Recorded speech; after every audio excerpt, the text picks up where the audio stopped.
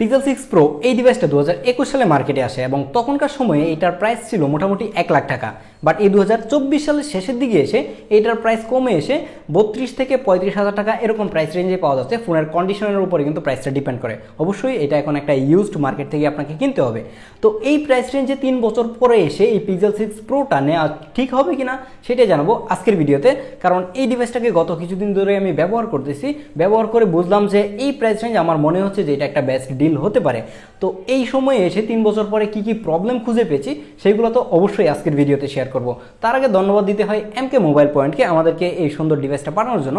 আপনি যদি এই ধরনের পিক্সেল ইউজড কোনো ডিভাইস কিনতে চান কিংবা ইউজড আইফোন, স্যামসাং এগুলো কিনতে চান অথবা নতুন কোনো ডিভাইস কিনতে চান তাহলে তাদের সাথে যোগাযোগ করতে পারেন। এমকে মোবাইল পয়েন্টে সকল কিছু লিঙ্ক থাকছে ডেসক্রিপশন বক্সে।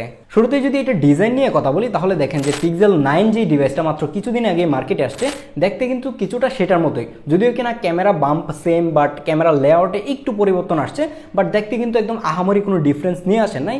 এখন প্রত্যেকটা ফ্ল্যাগশিপ ফোনই কিন্তু তাদের সেম ডিজাইনটাই ক্যারি করে 2-4 বছর এরকম চলে যায়। তো সেই জায়গায় মনে হয় না যে এই ফোনটা দেখে মানে ব্যাকডেটেড ডিজাইন, একদম লেটেস্ট ডিজাইনের মতোই লাগে। তাছাড়া যদি এটার বিল্ড কোয়ালিটি দেখেন, বিল্ড কোয়ালিটিও কিন্তু খুবই প্রিমিয়াম।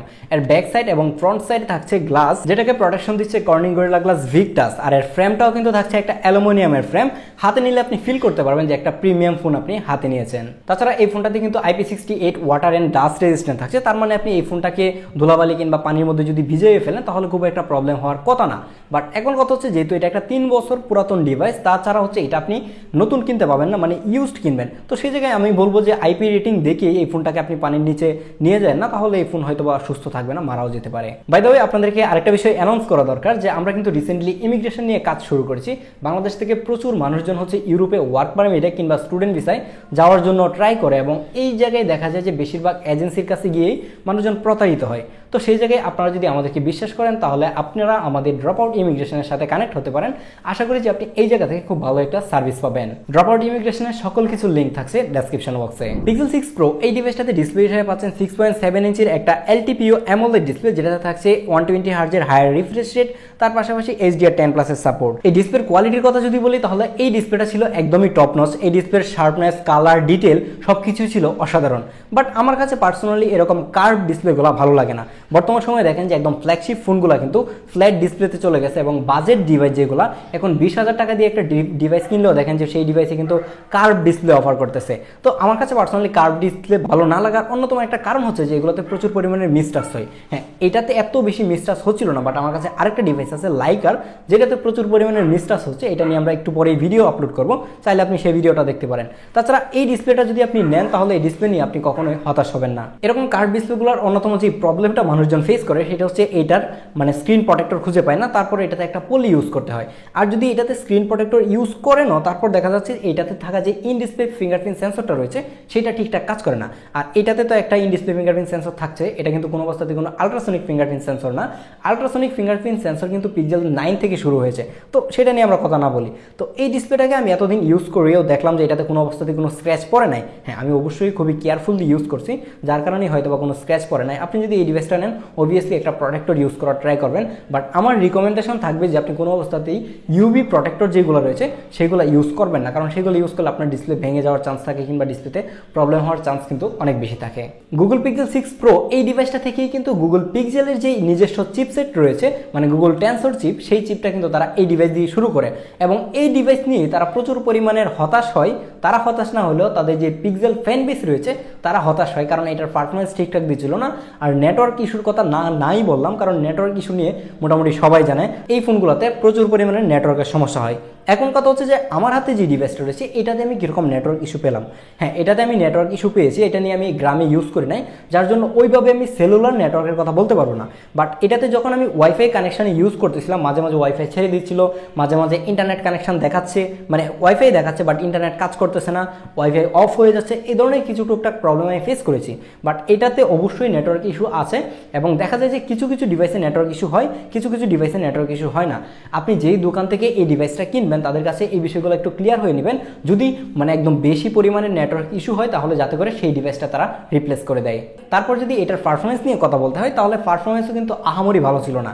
এই ডিভাইসটা যেহেতু একটা ফ্ল্যাগশিপ ডিভাইস, এই ডিভাইসটার প্রাইস অলমোস্ট 1 লাখ টাকা ছিল, তার মানে আমাদের এক্সপেকটেশন কিন্তু একদম ফ্ল্যাগশিপ লেভেলের পারফরমেন্স। বাট এই G1 যে চিপটা রয়েছে সেটার পারফরমেন্স কিন্তু আহামরি ভালো ছিল না।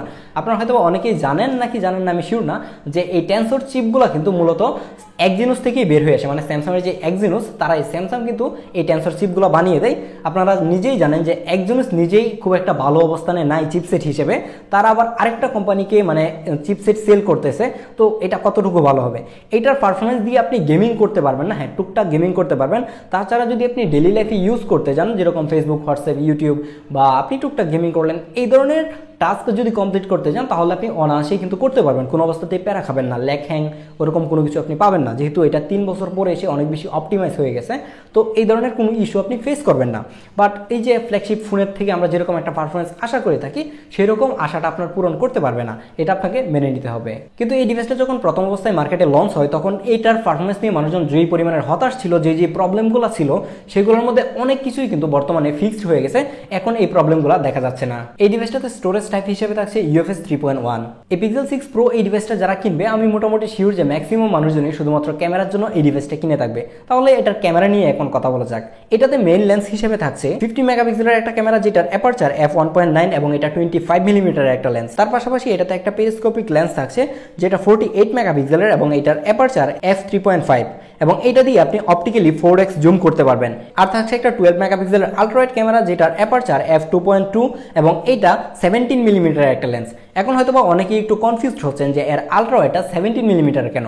এটাতে যদি আপনি আলট্রাওয়াইডের অপশনটাই যান, মানে ক্যামেরার ভিতর ঢুকে, তাহলে দেখবেন যে এটা কিন্তু 0.7 যে অপশনটা সেটা সিলেক্ট করতে পারতেছেন। ম্যাক্সিমাম ফোনে কিন্তু আমরা 0.5 সিলেক্ট করতে পারি আলট্রাওয়াইডের ক্ষেত্রে। এর যে আলট্রাওয়াইড লেন্সটা রয়েছে সেটা খুব বেশি ওয়াইড ভিউ ছবি তুলতে পারে না। কিছু কিছু সময় যদি আপনি ছবি দেখেন আপনার কাছে মনে হবে যে এটা মেইন লেন্স দিয়ে ছবিটা তোলা হচ্ছে, এত বেশি ওয়াইড দিচ্ছিল না। কিন্তু এই ছবিটার ডিটেইল বলেন, শার্পনেস বলেন, সব কিছুই মানে ভালো ছিল। বাট যদি একটু আলট্রা ওয়াইড একটু বেশি ভিউ নিয়ে ছবি তুলতে পারতো তাহলে আমার মনে হয় যে সবাইকে সন্তুষ্ট করতে পারতো। তারপর যদি এটার 4x লেন্স নিয়ে কথা বলতে হয়, 4x লেন্সের ছবি নিয়ে আমি কোনো অবস্থাতেই হতাশ না, ছবি খুবই ভালো দিচ্ছিল। বাট সব থেকে বেশি প্যারা খাবেন এর 4x নিয়ে ক্যামেরার লেন্স সুইচিং। আপনি যখন মেন লেন্স থেকে 4x এ সুইচ করবেন তখন এই জায়গার যে গ্যাপটা, মানে ডিলে সময়টা, মানে সেইটা দেখা যাচ্ছে মাঝে মাঝে 3 সেকেন্ড 4 সেকেন্ড করে দিচ্ছিল, যেটা খুব বিরক্তিকর ছিল। দেখা যাচ্ছে যে আপনি ইমার্জেন্সি মুহূর্তে আপনার 4x লেন্সটা দরকার, আপনি 4x এ ক্লিক করলেন, আপনার ইমার্জেন্সি একটা ছবি তোলা দরকার, যেরকম দেখেন যে আমি বিমানের দিয়ে একটা ছবি তুললাম, তো ওই ছবিগুলো তোলার সময় হয়েছে কি যে দেখেন মেন লেন্সটাকেই 4x ডিজিটালি জুম করে দিয়ে ছবিটা ক্যাপচার করে ফেলছে। একটু পরে দেখলাম যে লেন্সটা 4x এ সুইচ করছে। মানে আইফোনে যেরকম দেখি যে আমরা একদম ইনস্ট্যান্ট লেন্স সুইচ করে, বাট এটাতে এরকম করতে পারতেছিল না এবং এটাতে প্রচুর পরিমাণে ঝামেলা হয়। তাছাড়া এর যে টেলিফোটো লেন্সটা রয়েছে সেটা দিয়ে আপনি কোনো অবস্থাতেই কোনো পোর্ট্রেট ছবি তুলতে পারবেন না।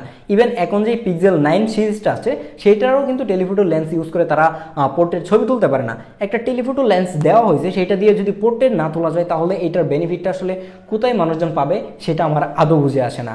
তাছাড়া যদি এর মেন লেন্সের কথা বলেন তাহলে মেন লেন্স দিয়ে খুবই শার্প এবং ডিটেল ছবি পাচ্ছিলাম। আর পিক্সেলের যে কালারটা একদমই ন্যাচারাল কালারও কিন্তু এটাতে ধরে রাখতে পারতেছিল। যদিও কিনা আমরা Pixel 6 এর আগে যখন Pixel 5 ইউজ করতাম সেইগুলোর ইমেজ কোয়ালিটি কিন্তু আরও বেটার ছিল। কারণ হচ্ছে যে স্ন্যাপড্রাগনের যে ISP রয়েছে সেটা কিন্তু এই টেনসরের ISP থেকে অনেক ভালোভাবে অপটিমাইজ করতে পারে এবং ওইটার কারণে কিন্তু আমরা পিকচার কোয়ালিটি অনেক ভালো পেতাম। বাট এটা কিন্তু 3 বছর পরে এসে অপটিমাইজ হয়ে আমাদেরকে খুবই ভালো আউটপুট দিচ্ছিল। হয়তো আপনি এই স্যাম্পলগুলো দেখে বুঝতেই পারছেন।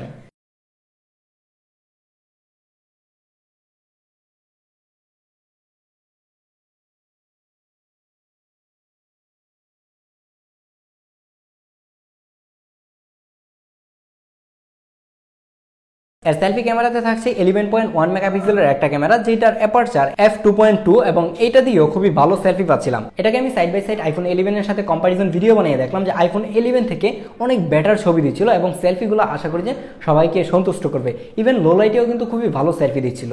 এই Pixel 6 Pro এই ডিভাইসটার মেইন লেন্স দিয়ে শুধুমাত্র আপনি 4K 60 fps ভিডিও রেকর্ড করতে পারবেন, বাকি লেন্সগুলো দিয়ে কিন্তু আপনি 4K 30 fps এর সর্বোচ্চ ভিডিও রেকর্ড করতে পারবেন। এর ভিডিও কোয়ালিটিটাও আমার কাছে মনে হয়েছে যে এই প্রাইস রেঞ্জে ভালোই অফার অফার করতেছিল, বাট যদি আপনি ছবি এবং ভিডিও দুইটাকে একসাথে কম্পারিজন করেন তাহলে আমার মনে হয় যে এটা মানে ভিডিও থেকে ছবির দিক দিয়ে ভালো পারফরমেন্স দিচ্ছিল। বাট এই প্রাইস রেঞ্জে অন্য যে ডিভাইসগুলো রয়েছে সেগুলোতে কিন্তু আপনি এর থেকে বেটার ভিডিও কোয়ালিটি পাওয়ার মতো ডিভাইসও কিন্তু এই প্রাইস রেঞ্জে রয়েছে। বাট ছবির দিক দিয়ে আমি বলবো যে পিক্সেল 6 প্রো একদমই বেস্ট। তাহলে এটার কিছু ভিডিও স্যাম্পল দেখেন, আই থিঙ্ক আপনি একটা আইডিয়া করতে পারবেন যে এটা থেকে কীরকম একটা ভিডিও আউটপুট আপনি পাবেন। তো এই রোদের মধ্যে দেখতেই পাচ্ছেন যে আমি তাকাইতে পারতেছি না, তো এই অবস্থায় যদি আপনি ভিডিও করেন মানে একদম প্রপার লাইট কন্ডিশনে, তাহলে কীরকম ভিডিও কোয়ালিটি পাবেন আশা করি আপনারা নিজেরাই আন্দাজ করতে পারতেছেন।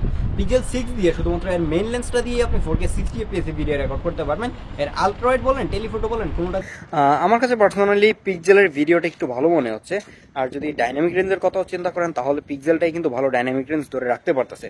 যেরকম আমি এখন ভিউ ফাইন্ডারে যেরকম দেখতে পাইতেছি যে আইফোনটা দেখেন যে আকাশটা কেমন জানি একটু মানে ওভার শার্প করে ফেলতেছে, এক্সপোজার ঠিকঠাক ধরে রাখতে পারতেছে না, এরকম একটা প্রবলেম হচ্ছে। এই পিক্সেল 6 প্রো এই ডিভাইসটাতে ব্যাটারি হিসেবে থাকছে 5000 mAh একটা ব্যাটারি, যেই ব্যাটারি দিয়ে আমি একদিন অনায়াসে পার করে দিতে পারতেছিলাম। আপনি যদি মোটামুটি হেভি ইউজ করেন, দিনের মধ্যে দেখা গেছে যে মোটামুটি ভালো সময়ে আপনি এটার ক্যামেরা ইউজ করছেন, তারপরেও আমার মনে হয় যে আপনাকে একদিন ব্যাটারি ব্যাকআপ দিতে সক্ষম হবে। এটার ব্যাটারি ব্যাকআপ নিয়ে সবাই সন্তুষ্ট থাকবেন। কিন্তু এখন কথা হচ্ছে যেহেতু এটা একটা ইউজড ডিভাইস, আপনি আরেকটা ইউজড ডিভাইস কিনবেন, সেই জায়গায় হচ্ছে ফোনের কন্ডিশন কিংবা এই ফোনটা এর আগে কতটুকু ভালোভাবে ইউজ হয়েছে বা যে ইউজ করছে সে কীভাবে ইউজ করছে এইসবের উপরে কিন্তু ব্যাটারি ব্যাকআপটা ডিপেন্ড করতে পারে। তো সেই বিষয়গুলো আপনি কেনার সময় একটু ক্লিয়ার হয়ে নেবেন। এখন ভিডিও শেষ পর্যায়ে এসে আপনি যদি আমাকে জিজ্ঞেস করেন যে 35,000 টাকা প্রাইস রেঞ্জে এই পিক্সেল 6 প্রো ডিভাইসটা নেওয়া উচিত হবে কিনা, আমি বলবো যে যদি নেটওয়ার্ক নিয়ে আপনার খুব বেশি একটা চিন্তা না থাকে, মানে টুকটাক নেটওয়ার্ক ইস্যুটাকে আপনি মেনে নিতে চান, তাহলে একটা বেস্ট ফটোগ্রাফি ফোন হিসেবে আপনি এই পিক্সেল 6 প্রোটাকে নিতে পারেন। বাট যদি আপনি চিন্তা করেন যে এই প্রাইস রেঞ্জে আপনি ভিডিওর জন্য একটা ডিভাইস নেবেন, আপনি ফটোর পাশাপাশি ইন দ্য সেম টাইম আপনি ভিডিও করবেন, তাহলে আমি বলবো যে এইটা না নিয়ে আপনি S22 যে ডিভাইসটা রয়েছে সেটা দেখতে পারেন। কারণ সেইটাতে দেখলাম যে ছবির দিক দিয়ে এটা থেকে খুব বেশি একটা ডিফারেন্স না থাকলেও ভিডিওর দিকে কিন্তু অনেক বড় একটা ডিফারেন্স খুঁজে পাবেন। কারণ এটা থেকে S22 যে ডিভাইসটা রয়েছে সেটাতে অনেক ভালো ভিডিও করা যায়। S22 এর রিভিউটা আমি আই কার্ডে দিয়ে রাখবো, আপনারা চাইলে দেখতে পারেন। তো দেখা হচ্ছে পরবর্তী ভিডিওতে, সে পর্যন্ত ভালো থাকুন, আল্লাহ হাফেজ।